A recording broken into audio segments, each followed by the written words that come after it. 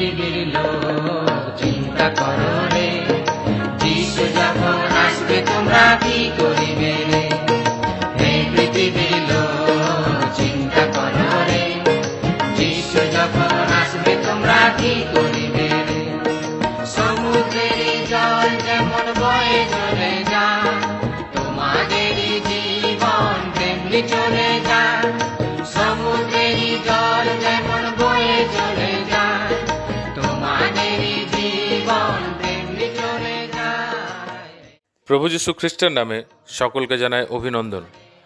পবিত্র বাইবেলে মথিলিখিত সুসমাচার তার 15 অধ্যায় তার 22 পদে আমরা এইরূপ দেখতে পাই, আর দেখো ওই অঞ্চলের একটি কোনানীয় স্ত্রীলোক আসিয়া এই বলিয়া চেঁচাইতে লাগিল, হে প্রভু, দাউদ সন্তান, আমার প্রতি দয়া করুন, আমার কন্যাটি ভূতগ্রস্ত হইয়া অত্যন্ত ক্লেশ পাইতেছে।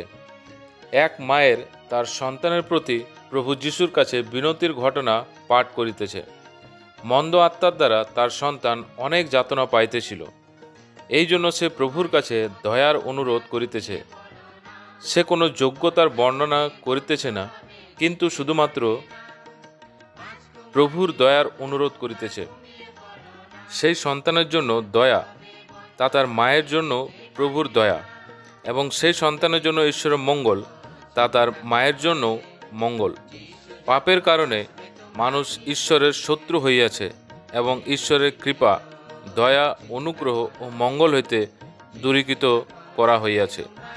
পাপ ও পাপের পরিণাম দূর করার জন্য ও ঈশ্বর এবং মানুষের সন্ধি করার জন্য প্রভু যিশু মানুষের পাপের দণ্ডকে স্বয়ং নির্দোষ ও নিষ্কলঙ্ক হওয়া সত্ত্বেও ক্রুশে সহ্য করিলেন এবং মৃত্যু থেকে তৃতীয় দিনে জীবিত হয়ে মৃত্যু ও পাপ থেকে জয়প্রাপ্ত হয়েছেন। যে কেহ প্রভু যিশুকে বিশ্বাস করে সে উদ্ধার পায়, পাপ ও পাপের পরিণাম থেকে মুক্তি পায়, ঈশ্বর হইতে মেলমেলাপ পাইয়া তার সন্তান হওয়ার অধিকার পায়। আপনিও প্রভুকে বিশ্বাস করার দ্বারা তার দয়া ও অনুগ্রহের পাত্র হতে পারেন। প্রভুর কাছে আপনার জন্য আমাদের এই বিনতি। পৃথিবীর লোক চিন্তা করো রে, যিশু যখন